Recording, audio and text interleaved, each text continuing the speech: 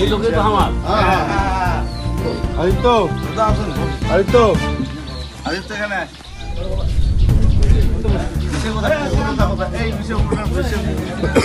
ভাই দাঁড়ান, এই ছেলেটা কোথায় যাচ্ছিস?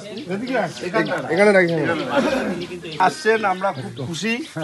তোমার বেটা, তোমার এই দাদার সাথে আমার খুব আলাপ হয়েছে। আমরা ওই মদন ভাই পুজো টুজে দিয়েছি, তারপরে রবিকার সবাই মিলে আসছিলাম, একটু খোঁজ খবর নিছি। এটা আমরা এত খুশি, আর এটা কমার মতো ভাষা নাই।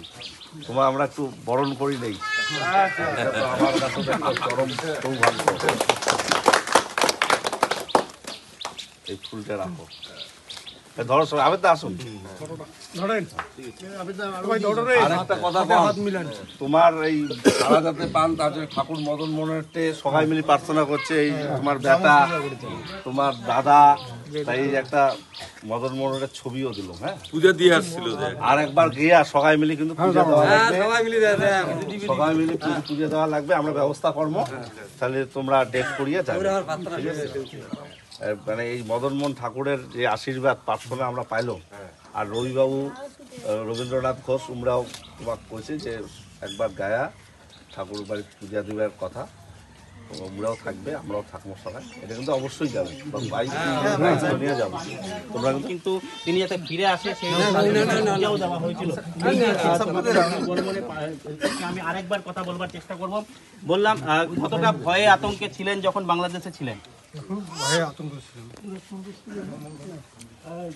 খুব নোলা হয়ে যায়, প্রতিদিন চোখে জল বেড়ায়, বাড়ির লোকের জন্য দেখলাম, খুব আতঙ্ক ছিল। এখন বাড়িতে ফিরে কতটা ভালো লাগছে? বললাম, আপনাকে কি ওখানে মারধর করা হয়েছিল যখন তুলে নিয়ে গেছিল? না, মারধর সবাইকে লাড্ডু দে, সবাইকে।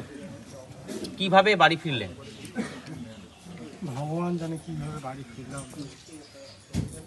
মনে করছিলেন যে ফিরতে পারবেন, কি ভাবছিলেন যে ফিরতে পারবেন? মনে ভাবিনি, আমি মনে করছি আমাদের কার্ড জমা আছে, যখন তখন ফিরতে পারবো, আইনটি কার্ড আছে, যখন তখন ফিরতে পারবো। আমাদের বিএসএফ তাড়াতাড়ি আমাকে নিয়ে যায়, ফিরে নিয়ে যায়। এখানে আরো নেতৃত্বরা রয়েছে, আমি তাদের সঙ্গে একটা কথা বলবো। দাদা, বললাম এই যে উকিল বর্মন 4 সপ্তাহ পরে বাড়ি ফিরে এলো, সকাল সকাল ছুটে এলেন, এর আগেও এসেছিলেন, কি বলবেন? আসলে আমি আবারও বলি যে জয় জওয়ান জয় কিষান।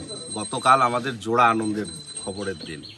একদিকে যখন পাকিস্তান বর্ডার থেকে পেরিয়ে পূর্ণম সাউ তিনি ফিরে এসেছেন নদিয়া, হুগলি জেলায় তার রিসার বাড়িতে।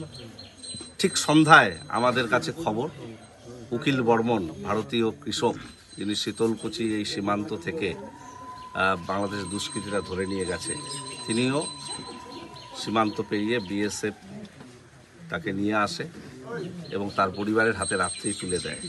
এই যে জোড়া আনন্দ, এটাতে কিন্তু আমরা সকলে আনন্দিত, গর্বিত। কোচবিহার তো বটে, গোটা বাংলা, গোটা ভারতবর্ষের মানুষ আনন্দিত।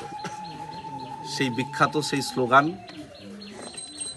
জয় জওয়ান জয় কিষান আবার নতুনভাবে বাস্তবায়িত হলো, নতুন প্রেক্ষাপটে। এটা সবথেকে ভালো লাগার বিষয়।